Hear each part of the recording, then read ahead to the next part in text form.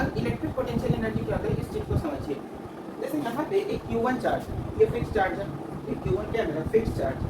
हमने क्या किया, एक लार्ज सेपरेशन से, लार्ज सेपरेशन बोले तो इन्फिनिटी से कोई एक Q2 चार्ज, ठीक है, Q2 चार्ज को क्या किया, यहाँ पे प्लेस कर दिया, यहाँ पे क्या बोल दिया, प्लेस कर दिया। तो यहाँ पे जब इसको प्लेस किए, मतलब Q2 चार्ज को इन्फिनिटी से कहाँ लाए, एक फिक्स्ड एक पर्टिकुलर डिस्टेंस पे लाए, इन्फिनिटी से एक पर्टिकुलर डिस्टेंस पे लाए, और वो जो पर्टिकुलर डिस्टेंस किसके लिए, तो फिक्स्ड चार्ज, यानी फिक्स्ड चार्ज से एक पर्टिकुलर डिस्टेंस पे Q2 चार्ज को कहाँ से लाए, इन्फिनिटी से लाए, और उस इन्फिनिटी से लाने में उस पर्टिकुलर डिस्टेंस तक जो वर्क डन हुआ, एक्सटर्नल वर्क डन हुआ, उसी को बोलते हैं electric potential energy. Electric potential energy क्यों हुआ, क्योंकि ये कंजर्वेटिव इलेक्ट्रिक फोर्स के अगेंस्ट में हो रहा है।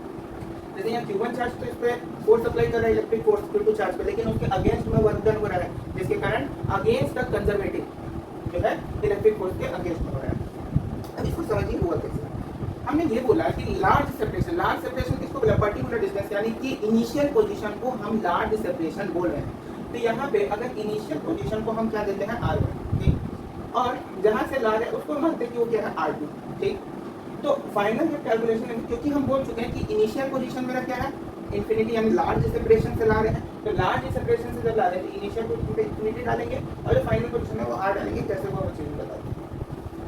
अब सपोज करते हैं, क्या सपोज करते हैं, सपोज ये करते हैं कि कोई, जैसे यहाँ पे ये पॉइंट A है, पॉइंट B है, पॉइंट C है, इस Q2 चार्ज को क्या किया, पॉइंट C तक भेजे, Q2 चार्ज को क्या किया, पॉइंट C तक भेजे। Q2 चार्ज को जब पॉइंट C तक हम लोग भेजे, तो उस केस में वो कुछ फोर्स के जरिए वहां तक गया होगा, कुछ वो डिस्प्लेसमेंट भी किया होगा। तो जब फोर्स किया होगा, डिस्प्लेसमेंट किया होगा, तो इसका मतलब उसका वर्क डन भी कुछ ना कुछ लगा होगा। तो देखिए A पॉइंट से B पॉइंट तक जो डिस्टेंस था उसको क्या बोल दिया गया, R1 बोल दिया गया, A से B तक का, और उसी A से C तक के डिस्टेंस को बोल दिया R2, A से C तक के डिस्टेंस को क्या बोल दिया, R2। ये जो R है ये वेरिएबल है, यानी कि अगर A से, जैसे R अगर इतना ही दूरी जो है मात्र R का होता तो R जो है R1 के बराबर, यानी AB का डिस्टेंस अगर R होता तो R जो कितने के बराबर, R1 के बराबर। अगर मानते हैं ये पूरा होता है तो R जो है किसके बराबर, R2 के बराबर। हमने क्या किया R के लिए कि हमने एक छोटा सा इंटरवल ले लिया dr, छोटा सा इंटरवल क्या लिया dr, यानी कि जब Q2 चार्ज को C पॉइंट पे मूव कर रहे होंगे तो यहाँ पे भी कुछ उसका डिस्प्लेसमेंट रहा होगा, तो उसको dr मानिए। तो जो फिक्स चार्ज है, फिक्स चार्ज से इस dr का जो डिस्टेंस है, फाइनल के लिए उसको क्या बोल दिया है, R बोल दिया है। इतना बात समझ में आया, अच्छी बात। अब जो एक्सटर्नल फोर्स हो रहा है, अब यहाँ पे जो डिस्प्लेसमेंट है वो कितने इंटरवल के लिए, बहुत शॉर्ट इंटरवल के लिए, तो जो वर्क डन निकालेंगे वो भी बहुत शॉर्ट इंटरवल के लिए निकालेंगे, और ऐसा वर्क डन निकालेंगे तो एक्सटर्नल, अगर वर्क डन एक्सटर्नल है तो फोर्स भी क्या होगा, एक्सटर्नल फोर्स लगेगा, क्योंकि Q1 चार्ज उस पर फोर्स लगा रहा है, हम उस पर एक्सटर्नल फोर्स उसके अगेंस्ट में लगा रहे हैं, तो दोनों का डायरेक्शन अपोजिट हो रहा है, तो अपोजिट के लिए नेगेटिव चार्ज हुआ। ऐसे ही तुम देख सकते हो यहाँ पे इंटीग्रेशन लिखी है, इंटीग्रेशन क्यों किया, क्योंकि फोर्स मेरा वैरी कर रहा है। फोर्स कैसे वैरी कर रहा है, देखो Q2 चार्ज को जब C पॉइंट पे भेजे, Q2 चार्ज को क्या C पॉइंट पे भेजे, तो उस केस में वो जो डिस्प्लेसमेंट है वो वैरी कर रहा है, R जो है वो तो वैरी कर रहा है ना, B से लेकर C के बीच में डिस्प्लेसमेंट R जो है वहाँ पे वैरी कर रहा है, R वैरी कर रहा है, और R अगर वैरी करेगा तो वर्क डन मेरा क्या होगा, वैरी करेगा, और उसके कारण फोर्स को हम लोग डायरेक्ट डॉट प्रोडक्ट वाला नहीं लिख सकते। जैसे यहाँ लिखा रहता है ना, work done equal to force into displacement, तो ये कब होता है, ये वाला फॉर्मूला तब एप्लीकेबल होता है जब फोर्स और डिस्प्लेसमेंट दोनों क्या हो, कांस्टेंट हो। लेकिन यहाँ पे क्या है, वेरिएबल है, तो जब वेरिएबल होता है और मल्टीप्लाई का फॉर्म होता है तो उसमें क्या करते हैं, इंटीग्रेशन करते हैं। इंटीग्रेशन वाला यहाँ पे होता है, और निगेटिव साइन कहाँ से आया, तो वो भी हम लोग देख चुके कि दोनों जो फोर्स लग रहा है वो एक दूसरे के अपोजिट लग रहा है, इसीलिए। तो अब आगे कंटिन्यू करते हैं। तो इंटीग्रेशन में हमने क्या किया कि वर्क डन, जो एक्सटर्नल वर्क डन है वही जो है पोटेंशियल एनर्जी के फॉर्म में भी स्टोर होता है। जो भी हम वर्क डन करेंगे एक्सटर्नल वर्क डन, वही क्या होगा, पोटेंशियल एनर्जी के फॉर्म में भी स्टोर हो जाएगा। तो पोटेंशियल एनर्जी जो है एक्सटर्नल जो work done, external work done वो किसके फॉर्म में स्टोर हो जाता है, पोटेंशियल एनर्जी के फॉर्म में। किसके फॉर्म में स्टोर होता है, पोटेंशियल एनर्जी के फॉर्म में, इसको ध्यान रखना। अब तो यहाँ पे शॉर्ट इंटरवल के लिए वर्क डन माने तो ये भी पोटेंशियल एनर्जी शॉर्ट इंटरवल का माना और इंटीग्रेट किया है। तो एक्सटर्नल फोर्स का वैल्यू Q1 Q2/r² होगा। तो यहाँ पे जो एक्सटर्नल फोर्स लग रहा है वो किसके कारण लग रहा है, जो हम वर्क, जैसे यहाँ पे तो हम वर्क डन किए तो उसके कारण एक्सटर्नल फोर्स लग रहा है। तो यहाँ पे एक्सटर्नल फोर्स का वैल्यू क्या है, Q1 Q2/r²। यहाँ पे ये जो r² है ये फोर्स के क्या है, इनवर्सली प्रोपोर्शनल है। अगर ये तो मेरा कांस्टेंट है, Q1 मेरा कांस्टेंट है, Q2 का चार्ज कांस्टेंट है, और अगर r² जो है उस केस में क्या होगा, फोर्स के इनवर्सली प्रोपोर्शनल। तो अगर मेरा डिस्टेंस जो है वो बढ़ता जा रहा है तो फोर्स मेरा क्या होगा, घटेगा। डिस्टेंस यहाँ पे अगर बढ़ता जाएगा तो फोर्स मेरा क्या होगा, घटेगा। तो देखिए अब आगे देखो, याद करो इनिशियल पोजीशन को भी हम क्या बताएं, ये R1 को हमने क्या माना है इन्फिनिटी, R1 को क्या मान लिया है इन्फिनिटी, तो R1 को इन्फिनिटी माने तो इन्फिनिटी पे पोटेंशियल एनर्जी क्या होगा, इन्फिनिटी पे पोटेंशियल एनर्जी जीरो होगा, पोटेंशियल एनर्जी जो है एट इन्फिनिटी क्या होगा जीरो होगा, इन्फिनिटी पे पोटेंशियल एनर्जी क्या होगा जीरो होगा, और इन्फिनिटी पे अगर पोटेंशियल एनर्जी जीरो होगा तो बाद में जाकर वो डंप कर देगा। तो इन्फिनिटी पे अगर पोटेंशियल एनर्जी मेरा क्या है जीरो है, अब इसको अगर हम इंटीग्रेट, अब यहाँ से कैलकुलेशन देखते हैं, अब वर्क डन एक्सटर्नल जो वर्क डन है वो मेरा डी यू के बराबर, क्योंकि वर्क एक्सटर्नल वर्क डन जो है वो यू के बराबर होता है पोटेंशियल एनर्जी, जितना हम एक्सटर्नल वर्क डन किए उतना ही पोटेंशियल एनर्जी के फॉर्म में स्टोर हो जाता है। तो यहाँ पे वर्क डन जो है वो बहुत शॉर्ट इंटरवल के लिए कर रहा है, तो पोटेंशियल एनर्जी भी बहुत शॉर्ट इंटरवल के लिए देगा।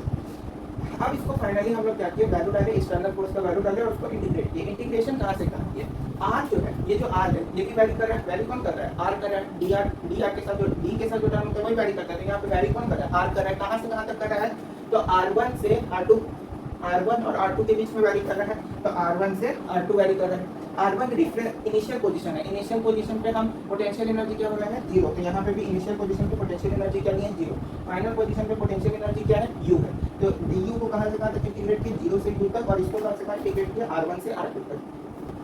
अब इसमें कांस्टेंट क्या क्या है, तो a q1 और q2 कांस्टेंट है तो उसको बाहर ले लिया, minus k q1 q2 minus sign को पहले ले लिया, अंडर ब्रैकेट क्या बचा 1/r² डॉट dr, अब 1/r² का इंटीग्रेशन सबको पता ही है, अगर नहीं पता है तो बहुत गलत बात है, पता होना चाहिए, अगर नहीं पता तो वीडियो जाके देखिए इंटीग्रेशन का हालत क्या लिख देते हैं, जैसे x to the power n, इसका इंटीग्रेशन क्या होता है, इसका इंटीग्रेशन ये होता है x to the power n plus 1/n plus c constant, वो मैथ के लिए होता है, उसका इंटीग्रेशन करें।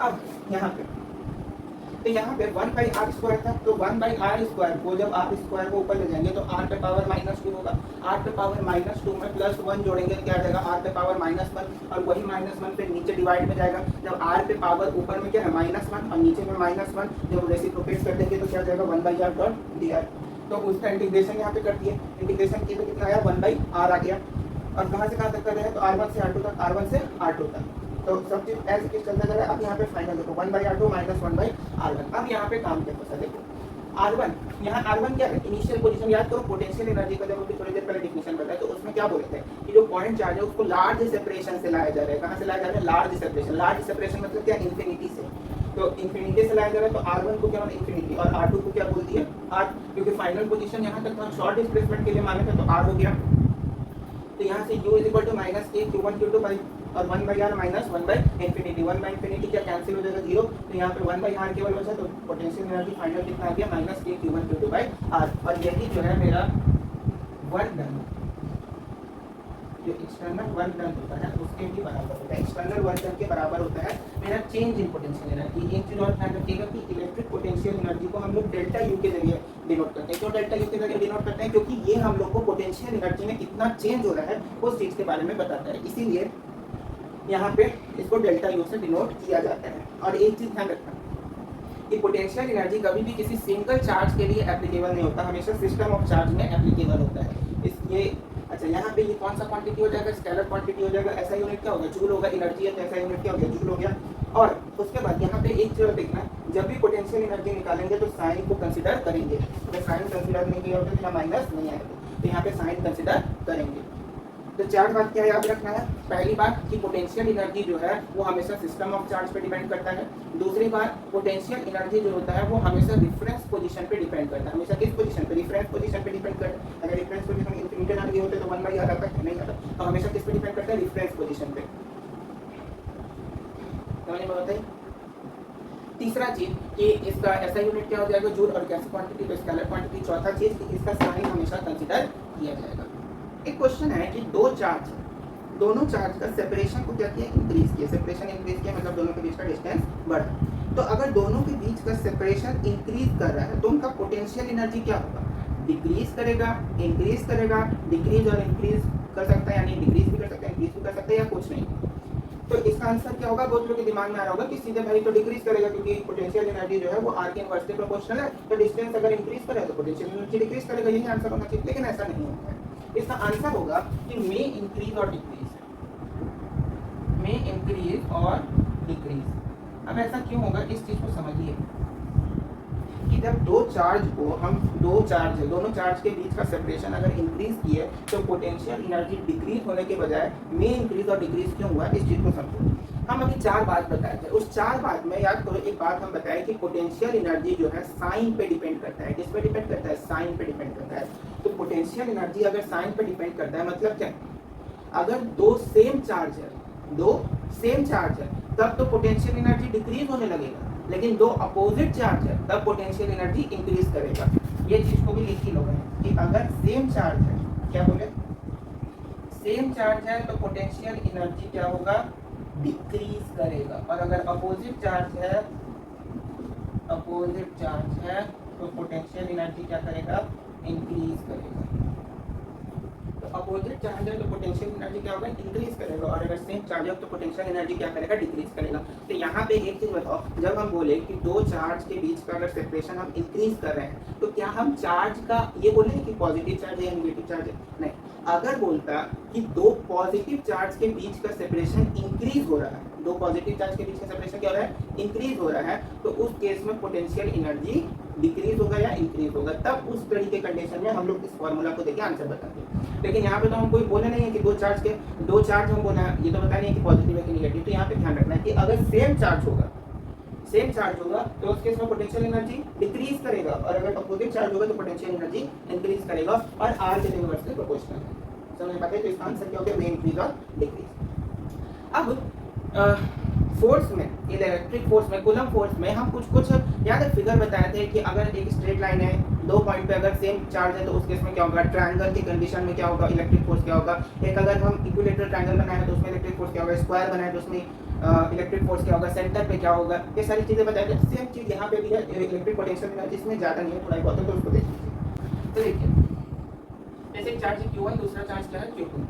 Q1 चार्ज और Q2 चार्ज के बीच का सेपरेशन कितना? R separation. हमको पूछा है वर्क डन कितना होगा। जैसे एक बार इस केस में तो वर्क डन भैया क्या हो जाएगा? K Q1 Q2 by R। यहाँ पे निगेटिव साइन नहीं है, निगेटिव साइन क्यों नहीं है?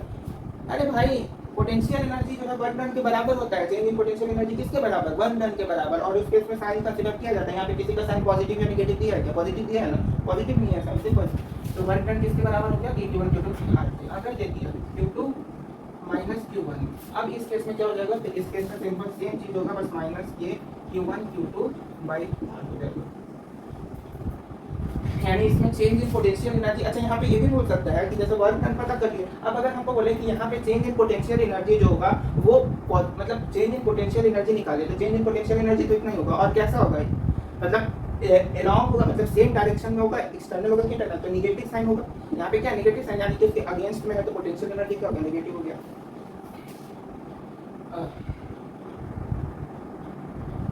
अब इसके बाद अगला जो है जैसे बोल दिया कि एक हमारे पास ट्रायंगल है Q2 1।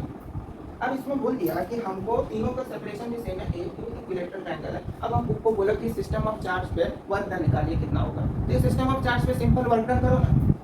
पहले इन दोनों चार्ज के बीच का वर्क डन निकालेंगे, फिर इन दोनों चार्ज के बीच का वर्क डन निकाल लो, फिर इन दोनों चार्ज के बीच का वर्क डन निकाल लीजिए। तो वर्क डन यहाँ पे क्या हो जाएगा? देखो कि इन दोनों चार्ज के बीच का अगर हम वर्क डन निकालें तो K Q1 Q2 by A हो जाएगा, प्लस इन दोनों चार्ज के बीच का निकालें तो K Q2 Q3 by A हो जाएगा, और इन दोनों के बीच का निकालें तो K Q1 Q3 by A हो जाएगा। अब K और K बाई A और K बाई A तो सब में कॉमन है, तो उसको बाहर ले लीजिए। तो K by A Q1 Q2 plus Q2 Q3 plus Q1 Q3। यहाँ पे वर्क डन का जो फॉर्मूला है वो कितना है? K बाई A को बाहर ले लीजिए, Q1 Q2 plus Q2 Q3 plus Q1 Q3। समझ में बात आ गई होगी। अब एक चीज और समझिए, ये तो क्या ट्रायंगल का। अगर हम ले लेते हैं क्या, एक स्क्वायर ले लेते हैं, क्या ले लेते हैं? स्क्वायर ले लेते हैं। अब यहाँ पे ले लीजिए एक स्क्वायर। अब बोला ये Q1 Q2 Q3 और ये हो गया होगा Q4। अब बोला कि सिस्टम ऑफ चार्ज पे वर्क डन बताइए, तो सेम चीज होगा एकदम। यानी इस केस में भी इन दोनों चार्ज के बीच का वर्क डन निकालेंगे, इन दोनों चार्ज के बीच का वर्क डन, इन दोनों चार्ज के बीच का वर्क डन, इन दोनों चार्ज के बीच का वर्क डन। साइड तो स्क्वायर है तो भाई सारे साइड सेम में होगा। स्क्वायर में देखिए क्या कि साइड अलग अलग हो जाता है ना, सेम हो जाता है।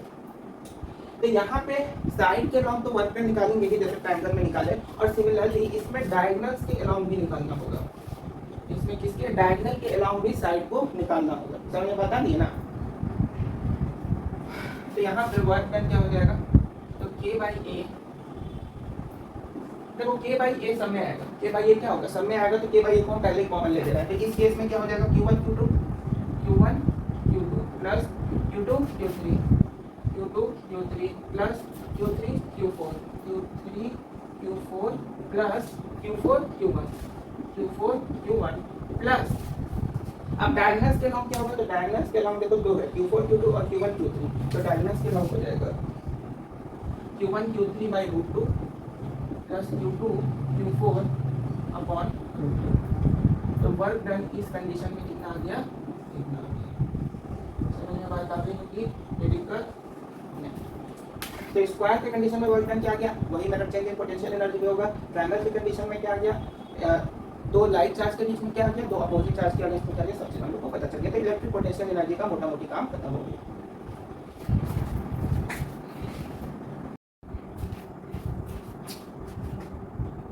चलिए अब जो है इलेक्ट्रिक पोटेंशियल को देखते हैं। इलेक्ट्रिक पोटेंशियल को हम लोग V सिंबल से डिनोट करते हैं। अब अभी हम लोग पढ़े क्या, potential energy, electric potential energy पढ़े।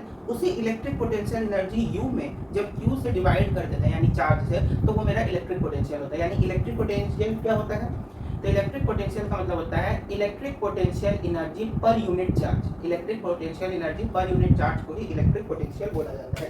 यानी E is equal to delta U upon sorry V is मतलब V is equal to delta U upon Q, यही हो जाता है मेरा इलेक्ट्रिक पोटेंशियल। यानी electric potential energy per unit charge को क्या बोलते हैं, इलेक्ट्रिक पोटेंशियल बोलते हैं। अब इलेक्ट्रिक पोटेंशियल एनर्जी जो होता है, जैसे इलेक्ट्रिक पोटेंशियल एनर्जी में चार बात बताया था ना, उसी तरीके से इलेक्ट्रिक पोटेंशियल में भी चार बात का ध्यान रखना है। चार बात में पहला भाग का ये ध्यान रखना है कि जैसे electric potential energy system of charge के लिए एप्लीकेबल था, लेकिन यहाँ पे इलेक्ट्रिक पोटेंशियल सिंगल चार्ज के लिए होता है। ठीक है, अब कैसे होता है सिंगल चार्ज के लिए उसको समझिए।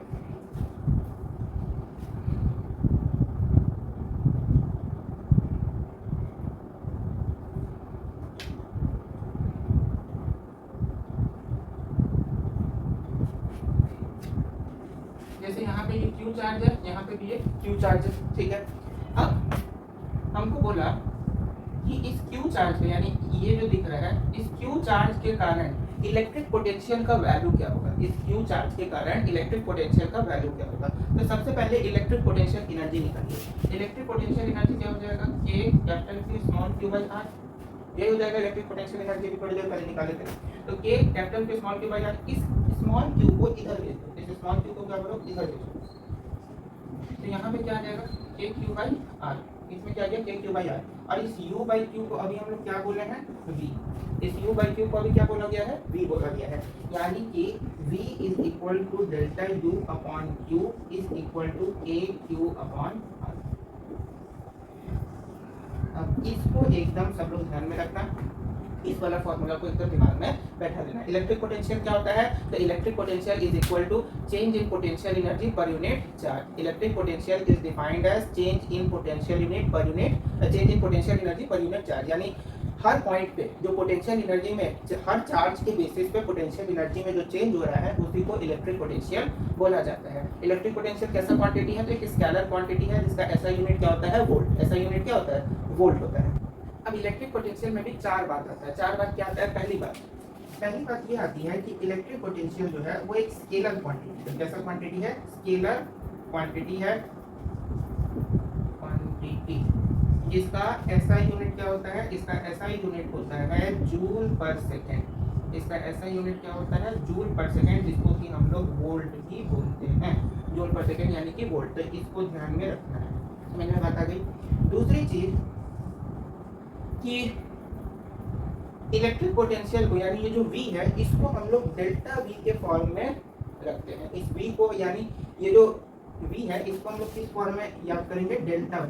यानी change in potential energy is equal to change in electric potential is equal to change in electric potential energy per unit charge. तीसरी बात कि ये हमेशा रेफरेंस पोजीशन पे डिपेंड करेगा और सिंगल चार्ज का प्रॉपर्टी होगा। डिपेंड ऑन रेफरेंस पोजीशन और सिंगल चार्ज का प्रॉपर्टी। तो हमने बता दिया, यानी रेफरेंस पोजीशन पे तो डिपेंड करेगा ही करेगा, साथ ही सिंगल चार्ज का प्रॉपर्टी होगा। ये तीसरी बात। चौथी बात क्या? चौथी बात ये हो जाएगी कि जब भी हम लोग जैसे इलेक्ट्रिक पोटेंशियल एनर्जी में जब भी हम लोग फॉर्मूला लिखते थे तो उसका साइन कंसीडर करते हैं। सेम चीज यहाँ पे भी है कि इलेक्ट्रिक पोटेंशियल जब भी लिखेंगे तो उसका साइन को क्या करेंगे? कंसीडर करेंगे। उसके साइन को क्या करना है? कंसीडर करना है। साइन को कंसीडर करना है। चलिए अब जैसे हम लोग इलेक्ट्रिक, अब याद करो जैसे इलेक्ट्रिक फोर्स में हम लोग कुछ फिगर देखें कि दो चार्ज के कारण इलेक्ट्रिक फोर्स कितना, दो अपोजिट चार्ज के कारण इलेक्ट्रिक फोर्स कितना, एक इक्विलैटरल ट्रायंगल के कारण, एक स्क्वायर के कारण के सेंटर पे कितना इलेक्ट्रिक फोर्स, वो सब देखे थे। इलेक्ट्रिक पोटेंशियल एनर्जी में भी वैसा ही देखे थे। अब इलेक्ट्रिक पोटेंशियल में भी वही चीज देखना है। देखिए सबसे पहले ये मेरे पास क्या है? क्यू चार्ज है और हमको ये एक पॉइंट है O, यहाँ पे क्या क्यू चार्ज है और पॉइंट क्या है? O। इस O पॉइंट पे इलेक्ट्रिक पोटेंशियल निकालना है। क्या निकालना है? Electric potential. Electric potential energy नहीं निकालना है, क्या निकालना है? Electric potential. Electric potential energy को U से डिफाइन करते हैं और इलेक्ट्रिक पोटेंशियल को V से डिफाइन करते हैं। उसी इलेक्ट्रिक पोटेंशियल एनर्जी में जब हम लोग चार्ज से डिवाइड करते हैं तो वो इलेक्ट्रिक पोटेंशियल हो जाता है।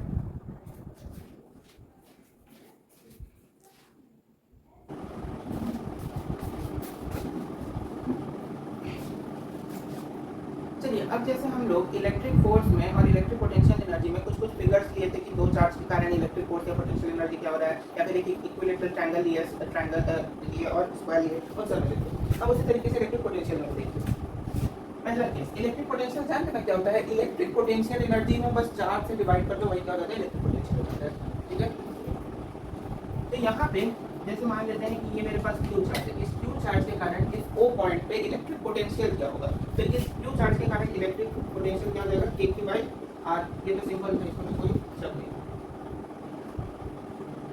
दूसरा अगर देखें तो दूसरा क्वेश्चन होता है कि माइनस क्यू चार्ज है, इसके कारण O पॉइंट पे पोटेंशियल क्या होगा? इसके कारण O पॉइंट पे पोटेंशियल हो जाएगा माइनस KQ/R, क्योंकि साइन को कंसीडर करेंगे। साइन को कंसीडर करेंगे ना, माइनस KQ/R। अब तीसरा केस है कि मान लो कि दोनों तरफ चार्ज और वो देखिए बीच वाले पॉइंट पे मेरा इलेक्ट्रिक पोटेंशियल कितना होगा, यानी बीच में वो पॉइंट है और वो पॉइंट पे अब इलेक्ट्रिक पोटेंशियल कितना होगा, ये चीज फाइंड आउट कीजिए। तो इस चार्ज के कारण इलेक्ट्रिक पोटेंशियल कितना लगेगा? अगर r डिस्टेंस पे है तो इस चार्ज के कारण इलेक्ट्रिक पोटेंशियल KQ/R। इस चार्ज के कारण इलेक्ट्रिक पोटेंशियल कितना? KQ/R। तो KQ/R 2KQ/R हो जाएगा। तो यहाँ पे v का वैल्यू क्या हो जाएगा? 2KQ/R। ये सब जितना भी हम बता रहे हैं ना इस तरह का चीज, चाहे वो इलेक्ट्रिक पोटेंशियल में हो या इलेक्ट्रिक पोटेंशियल एनर्जी में हो या इलेक्ट्रिक फोर्स में हो, उन सारे को अगर एक एक करके देखोगे, एक एक करके ध्यान से देखोगे ना तो सारा याद हो जाएगा। और अगर वो सारा चीज रट लोगे, सारा चीज याद कर लोगे तो क्वेश्चन बनाने में बहुत आसानी हो जाएगा। ये हो गया तीसरा चीज। चौथा चीज कि जैसे यहाँ पे एक माइनस क्यू चार्ज है, यहाँ पे एक प्लस क्यू चार्ज है, यहाँ पे एक माइनस क्यू चार्ज है, यहाँ पे एक प्लस क्यू चार्ज है। अब बोल दे कि इस पॉइंट पे पोटेंशियल क्या होगा? Electric potential. तो इसके कारण नेट फोर्स इलेक्ट्रिक पोटेंशियल क्या होगा? Minus KQ/R। इसके कारण net potential plus KQ/R, plus KQ/R minus KQ/R cancel कर देगा। तो इस बार जो नेट पोटेंशियल है वो कितना हो जाएगा? अब पांचवा देखते हैं।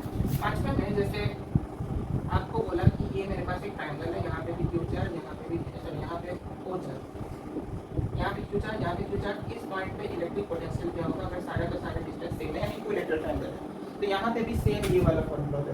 ये वाला समझ में आता है कैसे? देखो इस चार्ज के कारण इस पॉइंट पे इलेक्ट्रिक पोटेंशियल कितना हो जाएगा? KQ/R। इस चार्ज के कारण इस पॉइंट पे इलेक्ट्रिक पोटेंशियल भी KQ/R।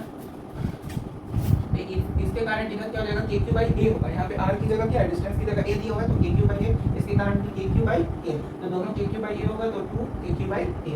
तो B यहाँ पे क्या हो जाएगा? 2 टाइम्स KQ/A। समझ में आता है?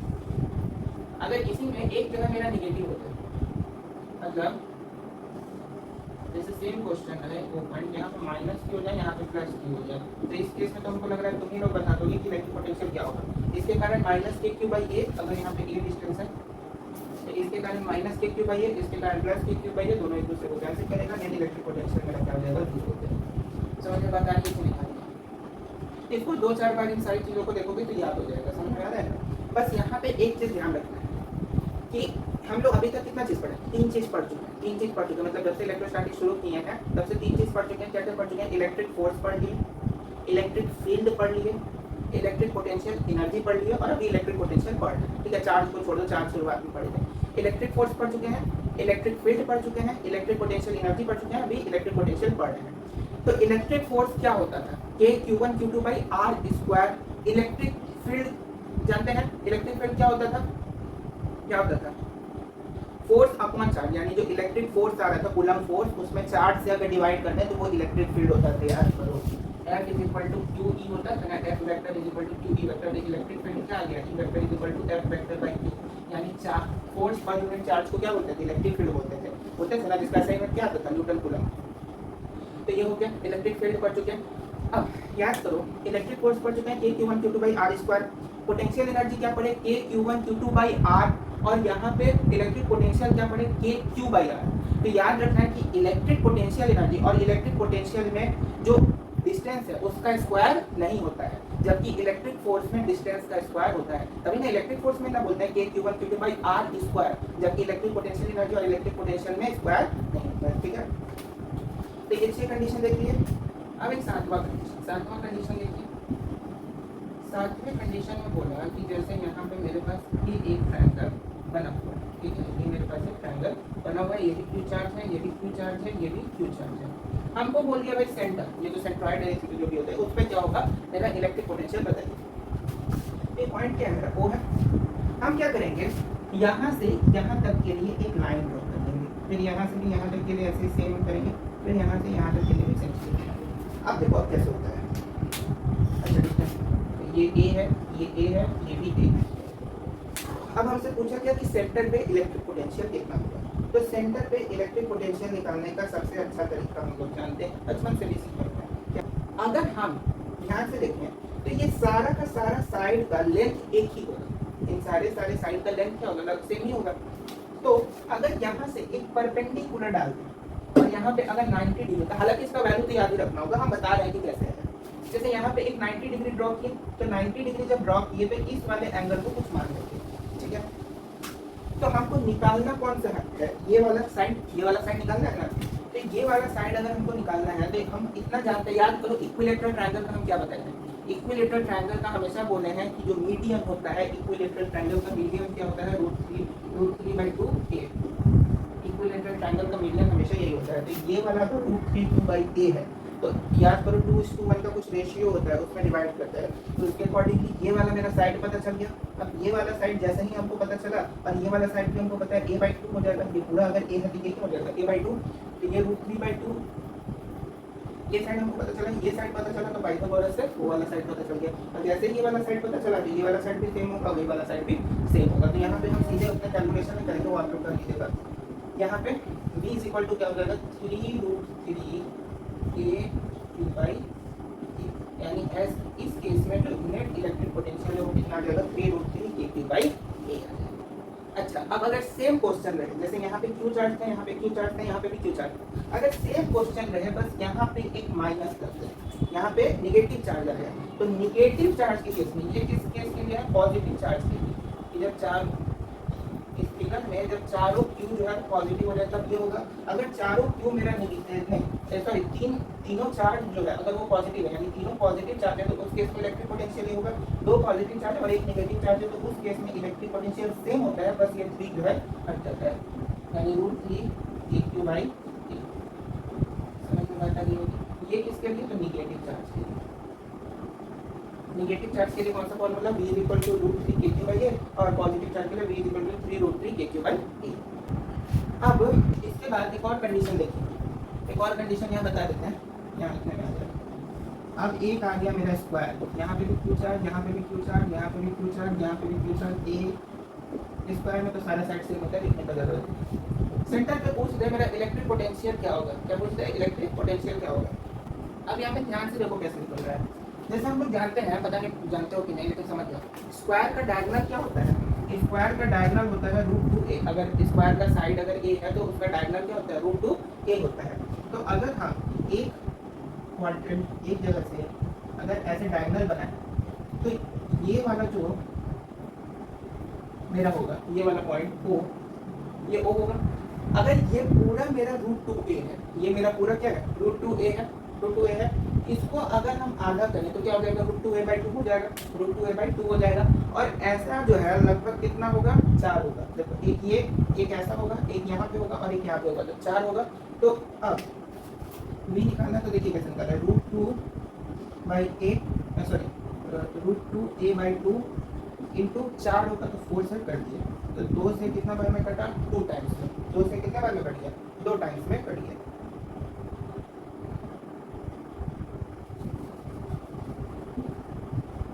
तब यहाँ पे क्या कर रहे हैं, v निकाल रहे हैं।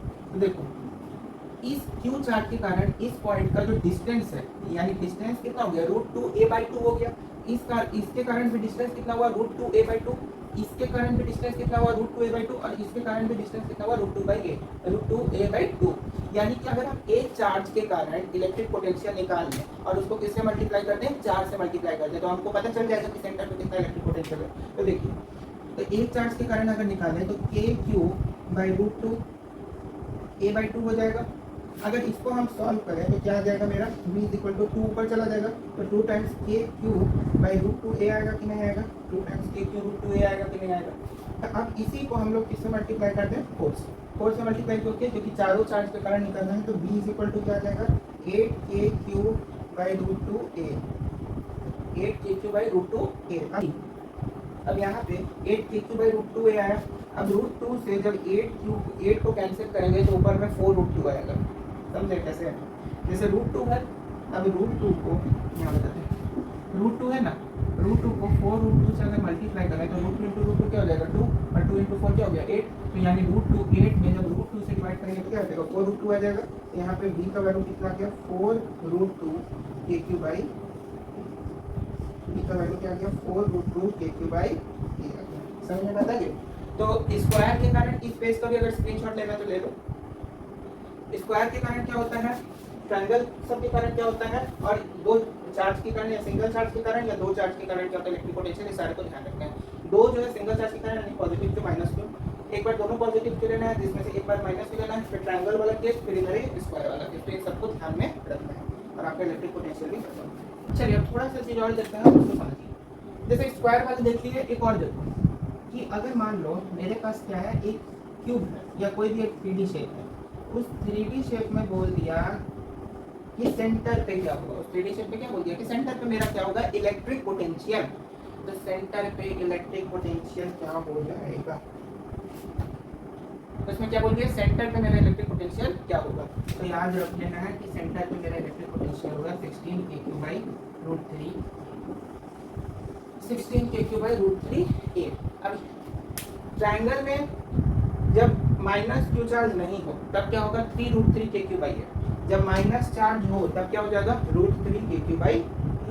समझ में आ रही है। उसी तरीके से अगर जैसे यहाँ पे चार्ज है, क्यू चार्ज है, क्यू चार्ज है, क्यू चार्ज है, क्यू चार्ज है, क्यू चार्ज है, क्यू चार्ज है, तो इसमें कुछ नहीं किए, इसमें हम ऐसा कुछ नहीं किए कि एकदम कोई रॉकेट साइंस लगाया, ऐसा कुछ नहीं।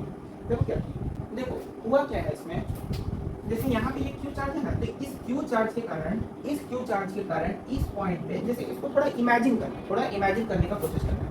जैसे हम क्या कर रहे हैं कि पहले देख लिए कि ये मेरा क्यूब है, ठीक है, क्यूब है, तो क्यूब में हर चार्ज के कारण सेम, जो यहाँ बीच में जो पोटेंशियल लगेगा वो सेम लगेगा। तो अगर हम एक चार्ज के कारण पोटेंशियल फाइंड आउट कर लें और उसको किससे मल्टीप्लाई करते हैं, 8 से मल्टीप्लाई करते हैं। 8 से क्यों, क्योंकि देखो 8 चार्ज है, 1 2 3 4 5 6 7 8 से अगर मल्टीप्लाई कर दें तो हमको पूरा का पता चल जाएगा। बस वही चीज़ है। अब अगर हम 8 के कारण पोटेंशियल यहाँ पे निकालें तो ये वाला जो मेरा डिस्टेंस आएगा, ये आएगा √3/2a, √3/2a। और जैसे ही ये वाला डिस्टेंस मेरा √3/2a आया, अब वो √3/2a कैसे आया वो यहाँ पे तुम लोग सोचो, बहुत आसान है, लेकिन ध्यान से सोचोगे तो समझ में आएगा। √3/2a आया। अब जैसे ही यहाँ इलेक्ट्रिक पोटेंशियल कितना आ गया, kq/√3/2a, इतना आ गया। तो हम क्या किए, इस 2 को ऊपर भेजे, इस 2 को क्या किए हम ऊपर भेजे, तो ऊपर भेज देते हैं भाई 2kq/√3a। अब ये मेरा एक चार्ज के कारण इलेक्ट्रिक पोटेंशियल निकला। अब इसी में क्योंकि टोटल कितना चार्ज है 8, तो 8 से अगर मल्टीप्लाई करें तो इलेक्ट्रिक पोटेंशियल का वैल्यू कितना आ जाएगा, 16kq/√3a। सेम वैल्यू है कि अलग अलग वैल्यू है, सेम वैल्यू है ना, बस। अब यहाँ पे देखो एक चीज और जान लो, दो पोटेंशियल दिया है, क्या दिया है, दो पोटेंशियल दिया हुआ है। दो पोटेंशियल ऐसे दिया हुआ है कि मान लो ये मेरा एक पोटेंशियल ए है, ये मेरा पोटेंशियल क्या है डी। यहाँ पे कोई एक क्यू चार्ज है, ठीक है, ये मेरा पोटेंशियल ए है, वो मेरा पोटेंशियल बी है, यहाँ पे क्यू चार्ज है। अब ये क्यू चार्ज जो है वो मूव करना चाहता है, कहाँ से कहाँ तक, पोटेंशियल ए से पोटेंशियल बी तक। तो इसके मूव करने में मेरा वर्क डन कितना होगा, और ये बहुत ही इंपॉर्टेंट चीज है, इसको एकदम दिमाग में गांठ बांध कर रख लेना। जब भी चार्ज इलेक्ट्रिक पोटेंशियल में चार्ज मूव करे, जहां पे भी दिमाग क्या मतलब सुनाई दे जाए ना कि इलेक्ट्रिक पोटेंशियल में चार्ज क्या किया, मूव किया, वहां पे वर्क डन का फॉर्मूला हो जाएगा Q delta we. Work done का फॉर्मूला क्या हो जाएगा, क्यू डेल्टा वी। और वर्क डन और इलेक्ट्रिक पोटेंशियल एनर्जी सेम चीज की अलग अलग सेम चीज होता है भाई। तो यानी कि delta u is equal to q times delta v. अब बोलोगे कि फॉर्मूला कहाँ से आया, अरे अभी तो इलेक्ट्रिक पोटेंशियल देखे थे, इलेक्ट्रिक पोटेंशियल अभी क्या देखे थे, v is equal to delta मतलब delta v is equal to delta u by q देखे थे कि नहीं देखे थे। तो इसी q को हम लोग इधर भेज दिए, अब इस q को जब इधर भेजोगे तो q डेल्टा v आ गया, q क्या आ गया, डेल्टा v आ गया। और इस change in electric potential energy किसके बराबर, वर्क डन के बराबर। तो w is equal to q delta v, work done is equal to q delta v। तो मूविंग चार्ज के कारण दो पोटेंशियल के बीच में जब भी q अमाउंट का चार्ज मूव कर रहा हो, तो उस केस में वर्क डन का फॉर्मूला क्या होता है, वर्क डन या इलेक्ट्रिक पोटेंशियल एनर्जी का फॉर्मूला क्या होगा, q डेल्टा v। यहाँ पे ये v, q डेल्टा v।